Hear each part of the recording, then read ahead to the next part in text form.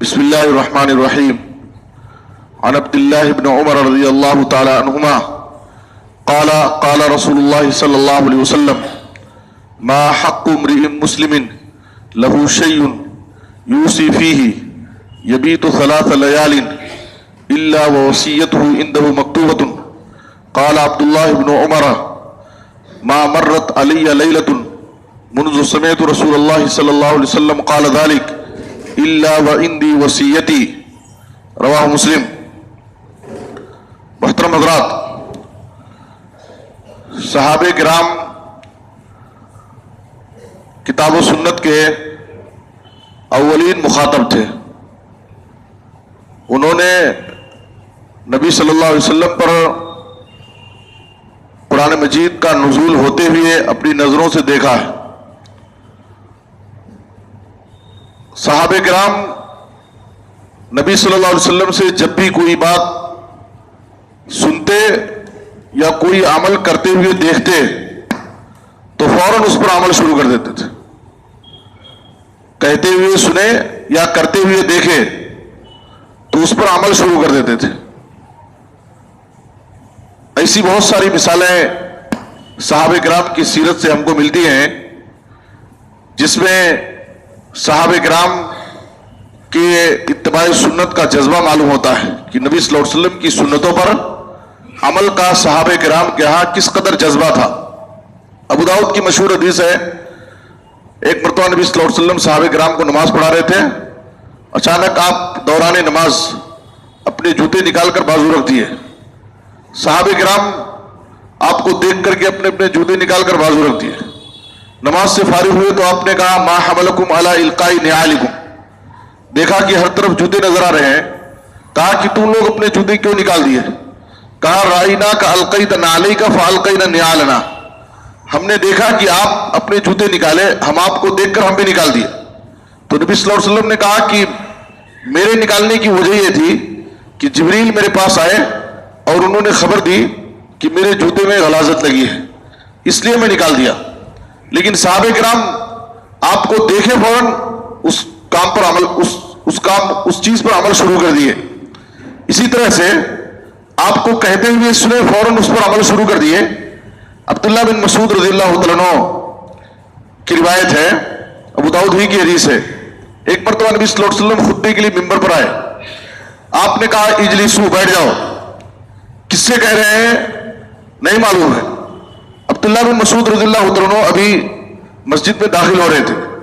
Get پر پہنچے تھے، ان کے کانوں سے آواز ٹکرائی کہ نبی صلی اللہ علیہ وسلم کہہ رہے ہیں بیٹھ جاؤ.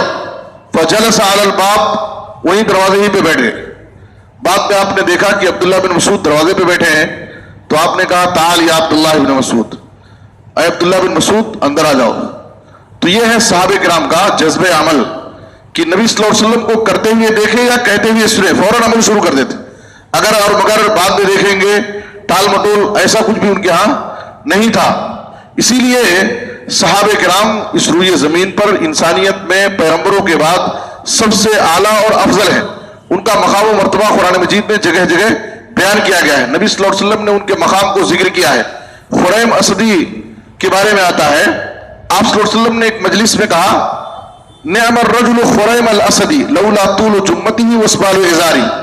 خریم اسدی بڑے اچھے آدمی ہیں، ان کے اندر 2 خامیاں ہیں، 2 کوتاہیاں ہیں، اگر وہ اس کی اصلاح کر لیں تو بڑے اچھے ہیں. جیسے ہی نبی صلی اللہ علیہ وسلم کی یہ بات ان کو معلوم ہوئی تو فوراً وہ قینچی لیے اور آپ صلی اللہ علیہ وسلم نے ان کی 2 چیزوں کی اصلاح کی طرف توجہ دلائی تھی. ایک تو بڑے بڑے لمبے لمبے بال رکھتے ہیں اور اپنے ازار کو اپنے ٹخنے سے نیچے لٹکاتے ہیں. تو فوراً انہوں نے قینچی لی اور اپنے بالوں کو اپنے کانوں کے برابر کر لیا اور اپنے ازار کو نصف پنڈلی تک، آدھی پنڈلی کے برابر کر لیا. یہ تھا خریم اسدی رضی اللہ تعالیٰ عنہ کے پاس نبی صلی اللہ علیہ وسلم کی سنتوں پر عمل کرنے کا جذبہ. اور بھی انفرادی طور پر صحابہ کرام میں بہت ساری ایسی مثالیں ہم کو ملتی ہیں. عمر رضی اللہ تعالیٰ عنہ کے بارے میں آتا ہے، عمر رضی اللہ تعالیٰ عنہ کہتے ہیں نبی صلی اللہ علیہ وسلم سے میں نے سنا کہ آپ صلی اللہ علیہ وسلم نے فرمایا: ان اللہ عز وجل ینہاکم ان تحلفوا بآبائکم.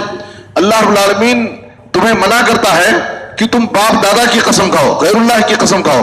کہتے ہیں فواللہ ما حلفت بها منذ سمعت رسول اللہ صلی اللہ علیہ وسلم نہا عنہا ذاکرا ولا آسرا. اللہ کی قسم جب سے میں نے رسول اللہ صلی اللہ علیہ وسلم سے سنا کہ آپ صلی اللہ علیہ وسلم نے کہا باپ دادا کی قسم کھانا جائز نہیں ہے، اس وقت سے میں نے نہ اپنی طرف سے غیر اللہ کی قسم کھائی اور نہ کسی دوسرے کی طرف سے. یعنی اگر کوئی شخص غیر اللہ کی قسم کھایا ہوتا، باپ دادا کی قسم کھایا ہوتا، تو اس کو میں اپنی زبان سے نقل بھی نہیں کرتا، نہ اپنی طرف سے کھاتا اور نہ دوسری کی طرف سے کھاتا. عبداللہ بن عمر رضی اللہ عنہ کی روایت میں نے آپ کے سامنے پیش کی ہے. اس حدیث میں نبی صلی اللہ علیہ وسلم نے کہا کہ اگر کوئی شخص مال میں یا اولاد کے تعلق سے یا کسی چیز کے بارے میں وہ وصیت کرنا چاہتا ہے تو اس کے لیے ضروری ہے کہ اپنی وصیت کو تحریری شکل میں لکھ کر کے رکھے. 3 رات بھی اس کے اوپر گزرنے نہ پائے مگر وہ اپنی وصیت لکھ کر کے ہمیشہ رکھے رہے. اگر وہ مال کے بارے میں، اولاد کے بارے میں یا کسی چیز کے بارے میں وصیت کرنا چاہتا ہے، اس لیے کہ اسے نہیں معلوم کہ اچانک اس کا حادثہ ہو جائے اور اس کی وصیت باقی رہ جائے، تو اس لیے وہ تحریری شکل میں ہمیشہ لکھ کر کے رکھے. عبداللہ بن عمر کہتے ہیں کہ جب سے میں نے رسول اللہ صلی اللہ علیہ وسلم سے حدیث سنی، جس دن سے ما مرت علی لیلۃ منذ سمعت رسول اللہ صلی اللہ علیہ وسلم قال ذلك الا وصیتی عندي، کہتے ہیں جس دن سے میں نے رسول اللہ صلی اللہ علیہ وسلم سے یہ حدیث سنی اسی دن سے ایک رات بھی میرے اوپر نہیں گزری. نبی صلی اللہ علیہ وسلم نے تو کہا تھا کہ 3 رات نہ گزرنے پائے، میں نے نبی صلی اللہ علیہ وسلم سے جس دن یہ حدیث سنی ایک رات بھی میرے اوپر نہیں گزرنے پائی، میں اپنی وصیت لکھ کر کے رکھ دیا. تو نبی صلی اللہ علیہ وسلم کی سنتوں پر عمل کرنے کا یہ جذبہ عبداللہ بن عمر رضی اللہ عنہ میں تھا. ابو ہریرہ رضی اللہ عنہ کہتے ہیں، صحیح بخاری کی حدیث ہے، اوصانی خلیلی بثلاث، میرے خلیل نے مجھے 3 باتوں کی وصیت کی. کہتے ہیں لا ادعہن حتی اموت، میں زندگی کی آخری سانس تک، مرتے وقت تک ان وصیت پر ضرور عمل کروں گا، کبھی بھی ان 3 باتوں پر، ان 3 چیزوں کو نہیں چھوڑ سکتا. وہ آپ صلی اللہ علیہ وسلم نے 3 چیزیں کیا وصیت کی تھی؟ صوم ثلاثۃ ایام من کل شہر، ہر مہینے کے 3 دن کے روزے رکھنا. عربی مہینے کے اعتبار سے ایام 20 جسے کہا جاتا ہے، 13، 14 اور 15 تاریخ کے روزے. تو اور اگر کوئی شخص ان 3 دنوں کے روزے رکھتا ہے گویا کہ وہ پورے مہینے روزہ رکھا، اور ہر مہینے روزے کی پابندی کیا تو گویا کہ وہ سال بھر روزہ رکھا. اس لیے کہ ایک روزے پر 10 روزے کا ثواب، تو 3 دن کے روزے رکھ لیا تو 30 روزے کا ثواب مل گیا، تو گویا کہ اس نے سال بھر روزے رکھا. تو آپ صلی اللہ علیہ وسلم کی یہ پہلی وصیت تھی. دوسرے وہ صلاۃ الضحیٰ، چاشت کی نماز، اور تیسرے سونے سے پہلے وتر کی نماز ضرور پڑھ لیا کرو. سونے سے پہلے وتر کی نماز یہ اس شخص کے لیے ہے جو قیام اللیل کا ارادہ نہ رکھتا ہو. لیکن اگر کوئی شخص قیام اللیل کا ارادہ رکھتا ہے تو وہ شخص وتر کی نماز رات کے آخری حصے میں قیام اللیل کے بعد پڑھے گا.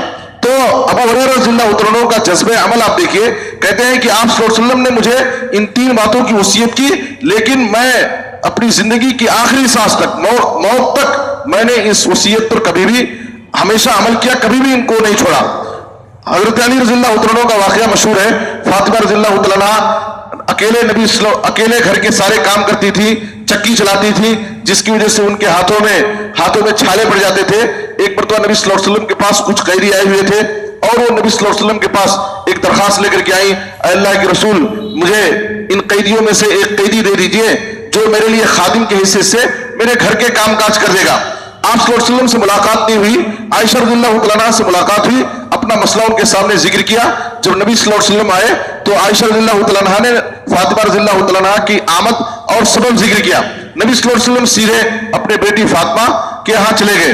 دونوں رات میں سونے کی تیاری کر چکے تھے. آپ صلی اللہ علیہ وسلم ان کے پاس گئے اور کہا الا اعلمکما خیرا مما سالتما، کیا میں تمہیں ایک ایسی چیز نہ بتاؤں جو تم طلب کرنے آئے تھے، یعنی خادم کا مطالبہ کرنے آئے تھے، اس سے بہتر چیز کیا میں تمہیں نہ بتاؤں؟ اس کے بعد آپ صلی اللہ علیہ وسلم نے کہا ان تکبر 34 وتسبحه 33 وتحمده 33 فهو خیر لکما من خادم. تم رات میں جب سونے کے لیے جاؤ تو سونے سے پہلے یہ وظیفہ کر کے سو، 34 مرتبہ اللہ اکبر پڑھو، 33 مرتبہ سبحان اللہ پڑھو، 33 مرتبہ الحمدللہ پڑھ لو. فهو خیر لکما من خادم، یہ تمہارے لیے خادم سے بہتر ہوگا، اللہ تعالیٰ تمہارے کاموں کو آسان کر دے گا. حضرت علی کہتے ہیں فما ترکتہ منذ سمعتہ من النبی صلی اللہ علیہ وسلم، جب سے میں نے نبی صلی اللہ علیہ وسلم سے یہ وظیفہ سنا کہ سونے سے پہلے یہ وظیفہ پڑھ لیا کرو، کبھی بھی اپنی زندگی میں نہیں چھوڑا. ان سے کہا گیا ولا لیلۃ الصفین، کیا صفین کی رات جو جنگ کا موقع تھا، بڑا نازک موقع تھا، کیا اس موقع پر بھی آپ یہ وظیفہ پڑھنا نہیں چھوڑے تھے؟ کہا ولا لیلۃ صفین، ہاں جنگ کی رات، صفین کی رات بھی میں اس وظیفے پر عمل کیا تھا۔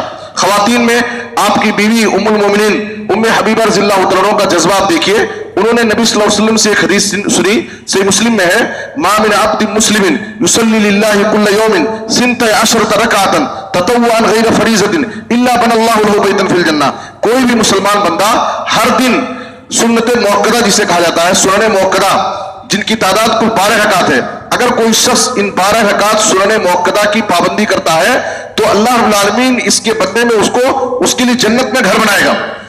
جو ظہر سے پہلے 4 رکعت، ظہر کے بعد 2 رکعت، اور مغرب کے بعد 2 رکعت، عشاء کے بعد 2 رکعت، اور فجر کی 2 رکعت، یہ کل 12 رکعت ہیں۔ آپ صلی اللہ علیہ وسلم نے کہا کہ کوئی بھی مسلمان بندہ اگر ان سنتوں کی ہر دن پابندی کرتا ہے تو اللہ تعالیٰ اس شخص کے لیے جنت میں گھر بنائے گا۔